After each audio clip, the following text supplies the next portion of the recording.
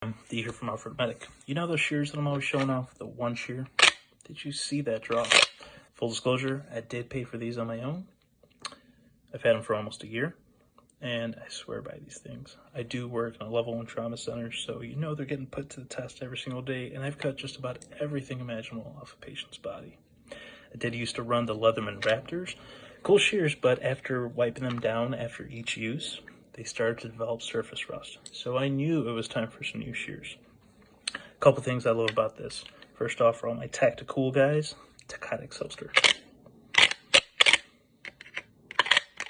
Quick draw, quick reholster, and despite how easy it is to draw it, great retention.